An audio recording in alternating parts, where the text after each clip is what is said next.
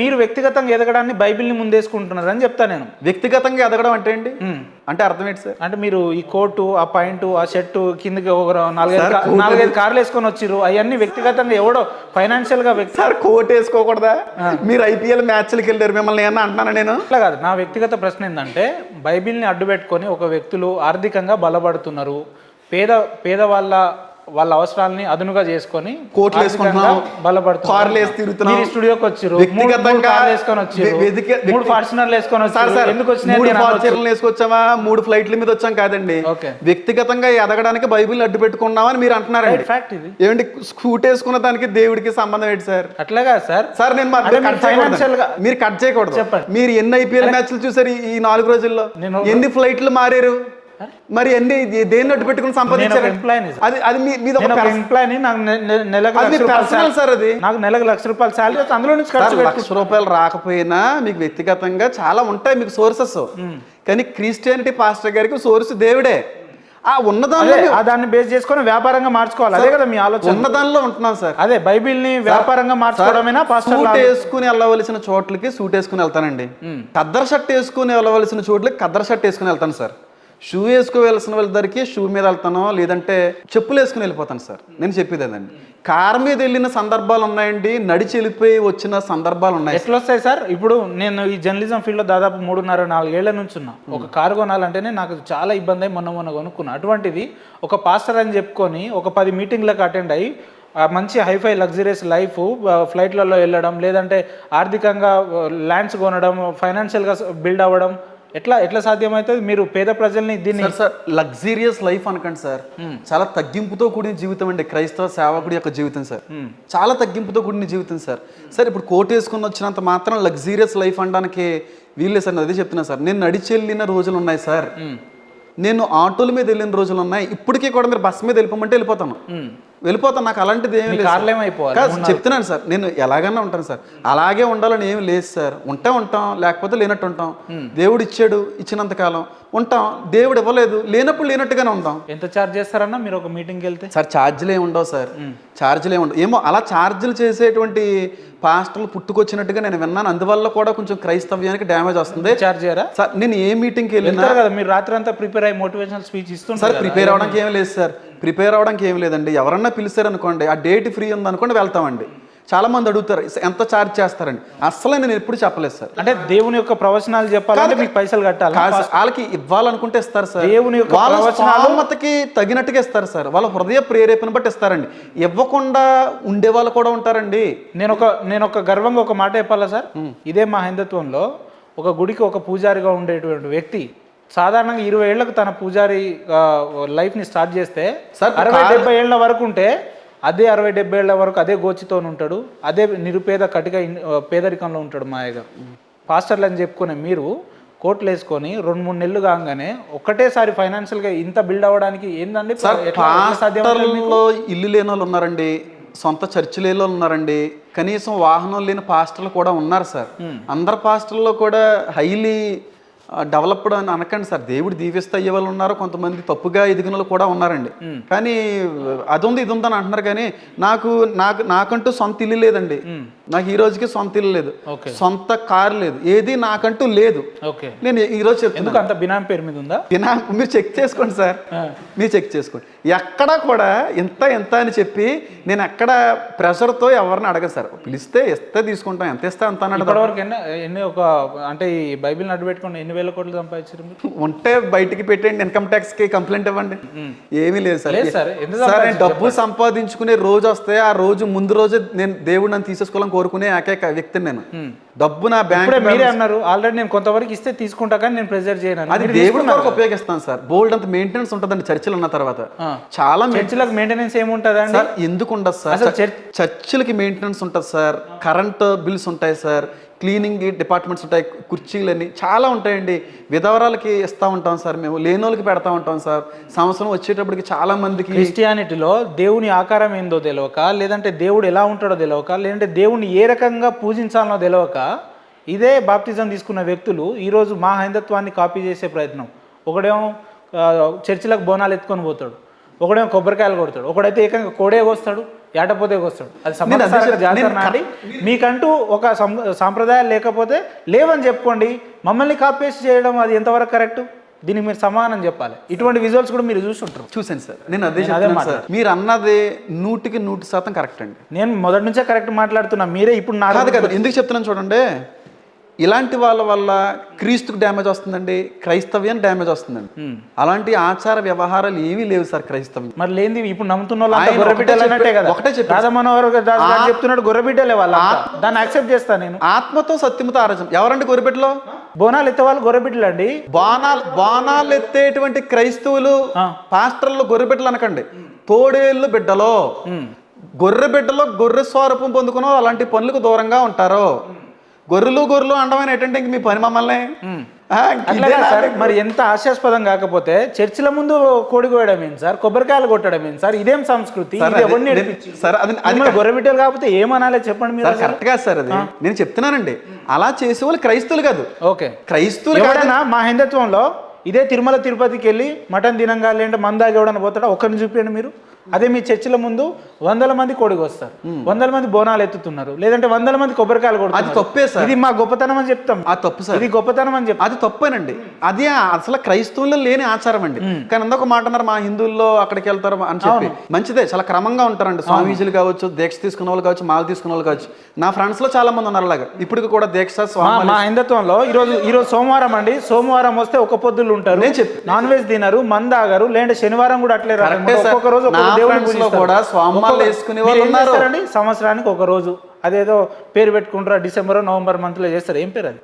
ఏం పేరు అండి? క్రిస్మస్ పెట్టుకుంటారు. ఆ రోజు ఏం చేస్తారండి? మా హిందుత్వం పేరు మీద మేము ప్రతి నెలలు పండగల పేర్ల మీద 1000 మందికి భోజనాలు చేస్తాం. మా ఫ్రెండ్స్ ని పిలిపించుకుంటాం, వాళ్ళకి మర్యాద చేస్తాం. మా సంస్కృతి సాంప్రదాయాలు గొప్పదనాన్ని చేసి కనబడుతున్నాయి సార్.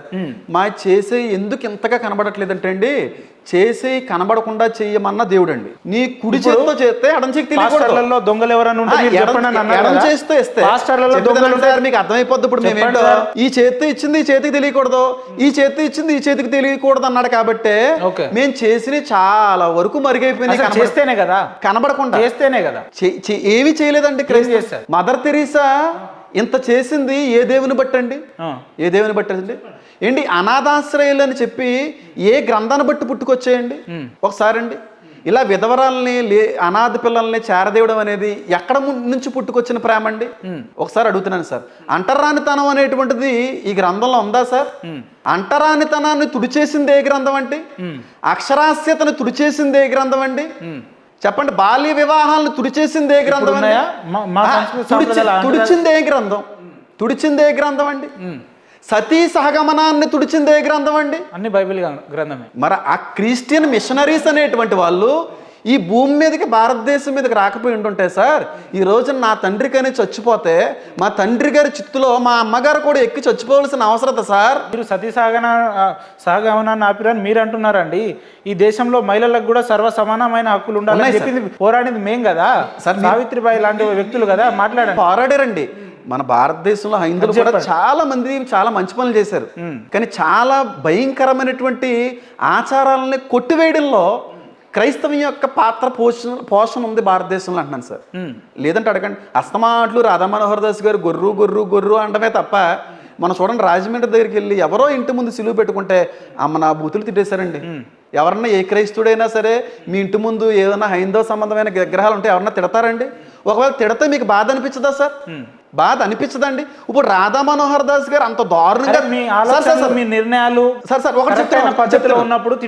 రాధా మనోహర్ దాస్ గారు అంత భయంకరంగా తిట్టబట్టే కదండి క్రైస్తువుల్లో కొంతమంది తట్టుకోలేక మీ దేవతలైనా మీ దేవుళ్ళైనా దూషిస్తున్నారు. ఇంతకు ముందు ఉందా సార్? ఆ వ్యక్తి అంతగా దూషిస్తున్నాడు కాబట్టి తట్టుకోలేక కొంతమంది మీ మతంలోనికి. ఈ రోజు క్రిస్టియానిటీ ఇంత విచ్చలవిడితనంగా హైందవ ధర్మాన్ని వేధిస్తుంది, లేదంటే క్రిటిసైజ్ చేస్తుంది అంటే మా యొక్క గొప్పతనం అనే చెప్తాం. వేధించట్లేదండి. 80% వేధిస్తున్నారు సార్. 80% మంది ఉన్న హిందువుల్ని కేవలం 20% మంది ఉన్న క్రిస్టియానిటీ కావచ్చు, ఇతర మతస్థులు కావచ్చు, కలిసి ఈ రోజు విచ్చలవిడిగా డామినేట్ చేయడం, ఆ రకంగా మాట్లాడు. నిజంగా మీ గ్రంథాలన్నీ అంత పరిశుద్ధంగా మీరు ప్రచారం చేసుకోవాల్సినంత అవసరం లేదండి. మాలాంటి వ్యక్తులే స్వయంగా మీ దగ్గరికి వస్తారు కదా, మిమ్మల్ని అప్రోచ్ అవుతారు కదా. ఎవరో ఏం పద్ధతులు అండి? క్రిస్టియానిటీలో ఉన్న పద్ధతులు ఏంటి? ఒక చెరువులో ఇట్లా ముంచి ఇట్లా పైకి వెళ్తే ఆ వ్యక్తి పరిశుద్ధుడు అయిపోతాడా? నేను పొద్దున మటన్ తింటానండి, బాత్రూమ్ పోక ముందరే నేను స్నానం చేసేస్తే నేను మంచోడిని అయిపోతానా? ఇలా ఒక టాబ్లెట్ వేసుకుంటే జ్వరం పోతాదా అన్నట్టు ఉంది మీరు. అవును. ఏంటది? ఇలా ముంచి ఇలా లెగితే ఒక వ్యక్తి అంటాడు రక్షణ పొందుతుందా? ఏస్తున్నామా తుచ్చ అంటాడు. అప్పటికే వాడు అసలు 2 కాళ్ళు పని చేయనోడు వాడు 100 మీటర్ రన్ చేస్తాడు వాడు. సార్ క్రైస్తవ్యంలో ఇది ఏం పద్ధతి సార్? ఎవరికి ఏం మెసేజ్ ఇవ్వదలుచుకున్నారు? క్రైస్తవ్యంలో రియల్ హీరోస్ ఉన్నారు, ఫ్రాడ్స్టర్స్. అసలు హీరోసే లేరు అంటుంటే మళ్ళీ మీరు రియల్ హీరోస్ చెప్పండి సార్. మీ హీరోలు ఎవరో చెప్పండి, మీ గ్రంథాల యొక్క గొప్పతనం ఏందో చెప్పండి, మీ పాస్టర్ల యొక్క గొప్పతనం ఏందో చెప్పండి. లేకపోతే పాస్టర్లలో హీరోస్ గురించి చెప్పండి. ఏమని సార్? ఒకటే సార్ హీరోస్ లేకపోతే ఎవరు హీరోస్ అంటే? హీరోస్ లేకపోతే ఎవరు హీరోస్ అంటున్నారు? హీరోస్ లేకపోతే చెప్పండి. పాస్టర్స్ లో నీతి లేకపోతే, పాస్టర్లు అందరూ చెడ్డోళ్ళు ఉండుంటే ఈ రోజున క్రైస్తవ్యం అనేది ఆదిలోనే ముగింపుకు వచ్చేదినండి. అంటే ఎంత దౌర్భాగ్యమైన స్థితిలో ఉందంటే, ఒకానొక సందర్భంలో కేవలం ఒక మెసేజ్ ద్వారా 2 దేశాల యుద్ధాలు ఆపిన వ్యక్తుల్ని ఈరోజు మీరు ఏ రకంగా హేళన చేస్తున్నారండి? ఇదే జాన్ పాల్ అనే వ్యక్తి కేపాల్ని ఏ రకంగా విమర్శించినారో తెలుసా మీకు? ఎవరండి?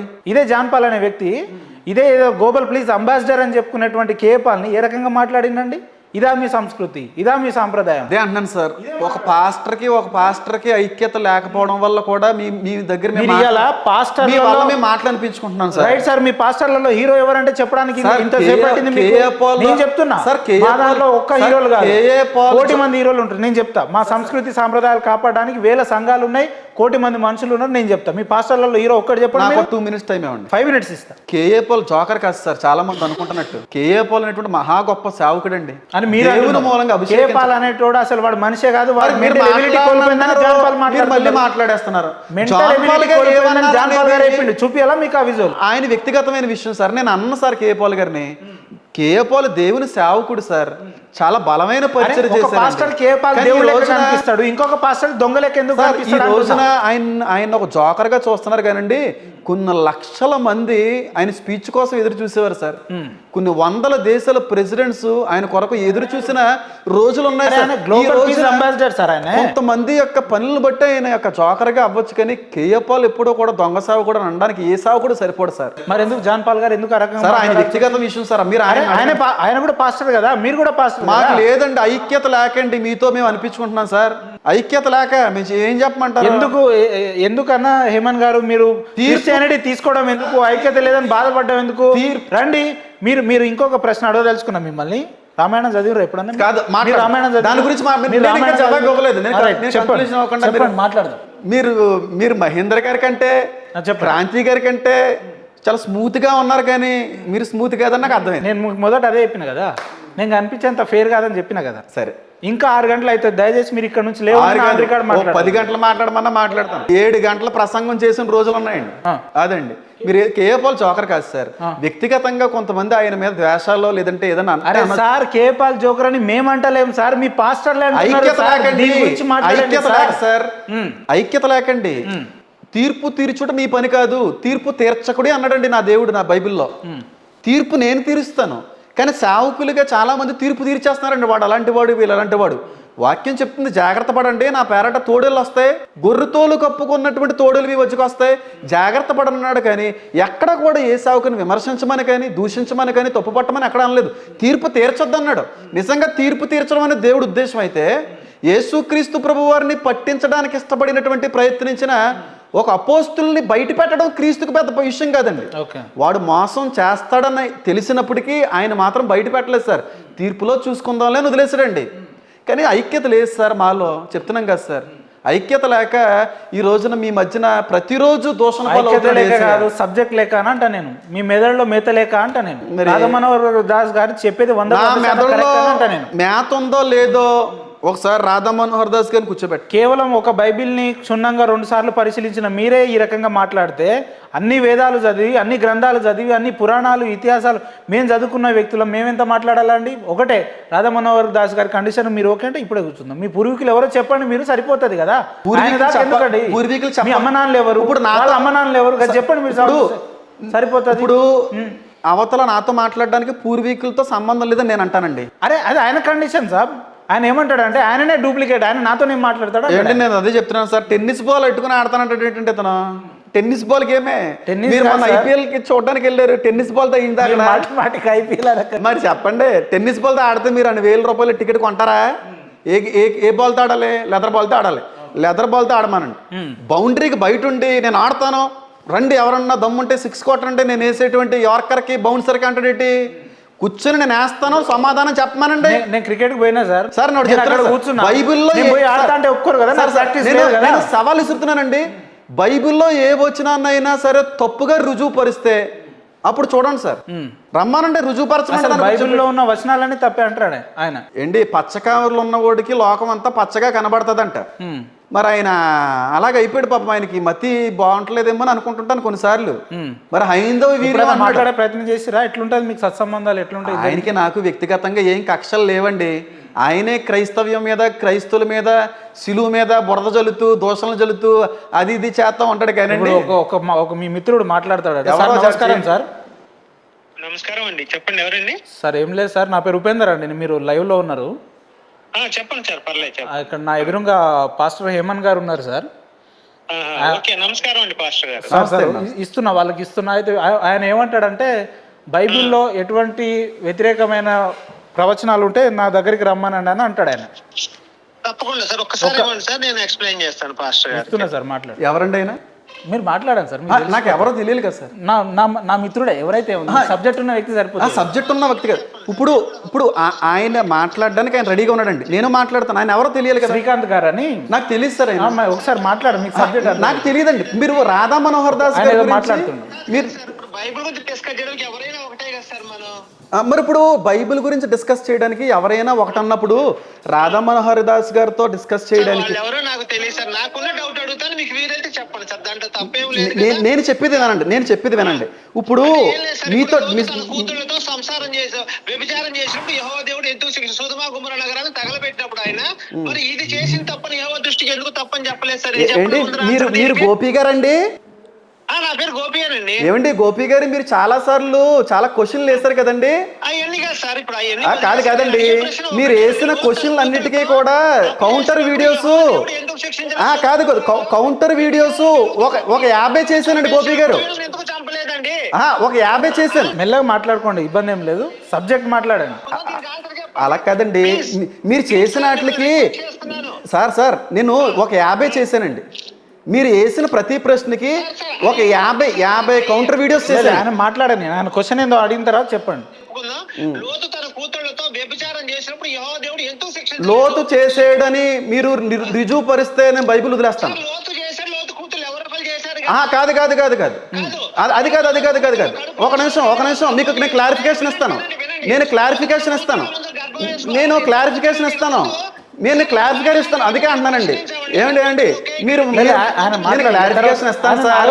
లోతు కూతురులతో వ్యభిచారం చేసినట్టుగా మీరు రెఫరెన్స్ చూపిస్తే నేను బైబిల్ వదిలేస్తాను సార్. మీరు ఎంత గట్టిగా మాట్లాడగలరో అంతకంటే గట్టిగా మాట్లాడతాను సార్ నేను.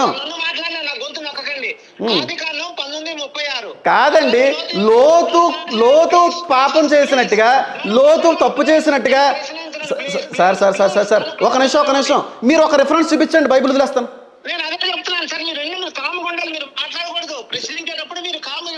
చెప్పండి. ఇప్పుడు నేను అడిగే ప్రశ్న ఏంటంటే, ఆది కాండము 19:36 అలాగే లోతు యొక్క 2 కుమార్తెలు తండ్రి వల్ల గర్భవతులు అయ్యారు. నా ప్రశ్న మయండి ఉపేంద్ర గారి మధ్యలో రాక నా ప్రశ్న కంప్లీట్ అయిందని మాట్లాడండి. నేను అడిగే ప్రశ్న ఏంటంటే అండి, లోతు తన 2 కూతురు గర్భవతి చేసినప్పుడు వాళ్ళు గర్భవతులుగా ఉన్నప్పుడు లోతు చూడలేదా అండి? ఏమి నీ గర్భం సరే ఒక నిమిషం అండి. ఓకేనండి, అక్కడతో సరిపోయింది కదండి. ఇప్పుడు లోతు నీతి మంత్రులు 1 పేతురులో రాసింది. ఎలా నీతి మంత్రి అయితే వాళ్ళు కడుపులు వేసుకుని ఆయన ముందర తిరుగుతూ 9వ నెల గర్భవతి 8వ నెల పిల్లల్ని కన్నప్పుడు ఎవరే మీ కడుపు చేసిన లోతు ఎందుకు అడగలేదండి? నేను ఒకటే అడుగుతున్నానండి. ఏంటి కాదు అన్ని పాయింట్లకి మీరు మీ క్వశ్చన్లు అన్నిటికి బోల్డ్ వీడియోస్ చేశాను సార్. మీతో నేను డిస్కస్ చేయనండి. కానీ మీరు అడిగి మీరు ఒకే ఒక మాట మీద మాట్లాడండి సార్. సార్ భయం పడితే మీ వీడియోస్ మీ క్వశ్చన్లకి కానీ కౌంటర్ వీడియోస్ చేయను. మీరు చెప్పింది మీరు చెప్పారు కదా. మీరు చెప్పినప్పుడు నేను చెప్పింది మీరు వినాలి కదా. కదండి గోపి గారు. నేను చెప్పింది మీరు వినాలి కదండి. మీరు ఇప్పుడు మీరు చెప్పేసి మీరు వాదిచ్చేస్తారు, వినరు మీరు. అయ్యో లేదు, నా ప్రశ్న కంప్లీట్ అవ్వలేదు. లోతు నేను ఒకటి అడుగుతున్నాను, లోతు కూతుర్లకి గర్భం తెచ్చాడు అనేది ఒక రెఫరెన్స్ చూపించండి అంటే మీరు ఏమన్నారంటే లోతు తండ్రి వల్ల కూతురు గర్భవతులు అయ్యారు. లాజికల్ మాట్లాడకనే ఇప్పుడు కట్టెల్లి చేప మీద పడ్డా చేప అయ్యయ్యో ఇప్పుడు వాళ్ళు అయితే నేను మాట్లాడతాను మీరు ఒక నిమిషం మాట్లాడకుండా ఉంటారా? నేను మాట్లాడతాను మీరు ఇలా వాదిచ్చేసి మీరు హీరో అయిపోదాం అనుకోకండి. మరి నేను చెప్పేది వినాలి కదా ఆయన. కొంచెం వినండి, నేను చెప్పేది వినండి ఒకసారి. నేను చెప్పేది వినండి. మీరు ప్రశ్నలు వేస్తూనే ఉంటారేంటి? మేము చెప్పొద్దేంటి జవాబు? మీరు ఎన్ని వేస్తా అని చెప్తాను. నేను చెప్పేది మీరు వినాలి కదా. మీరు వినరు కదా. సమాధానం చెప్పలేక భయపడే కదా నా మీద మీరు రివర్స్ లో వస్తుంది. ఏమండి నేను అదే చెప్తున్నానండి, లోతు కూతుర్లకి గర్భం తెచ్చినట్టు ఒక రిఫరెన్స్ చూపించండి. ఎట్లొచ్చినట్టు మరి మీరు చెప్పండి. ఎట్లా సార్ లోతు ఇద్దరు కూతుర్లకి గర్భం చేసి ఎట్లొచ్చిందో మీరు చెప్పండి. మరి ఎట్లొచ్చిందని మీరు చెప్పాలి కదా.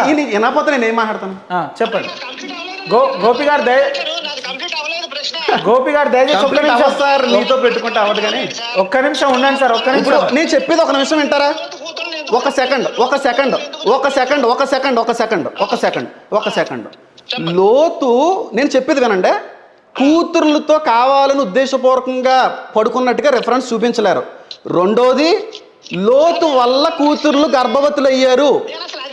నేను చెప్పేది ఒకసారి వినండి సార్. నేను చెప్పేది వినండి సార్. మీరు అరిసే వినండి. మీరు ఇలా మాట్లాడితేనే మాట్లాడండి. అయ్యయ్యో నేను ఇస్తున్నాను కదా సమాధానం. ఇవ్వండి. నేను ఇస్తున్నప్పుడు వినకపోతే నేనేం చెప్తాను? అందుకే నేను ఎవరు పడితే వాళ్ళతో మాట్లాడండి. ఇప్పుడు లోతు కూతురికి గర్భం చేసినట్టుగా రెఫరెన్స్ చూపించమంటే లేదంటున్నారు. తండ్రి వల్ల ఇగో ఇవన్నీ టాపిక్లు డైవర్ట్ చేస్తారండి ఈయన. మీకు బాగా ఇబ్బంది అవుతున్నట్టుంది. మరి ఏంటండి అది?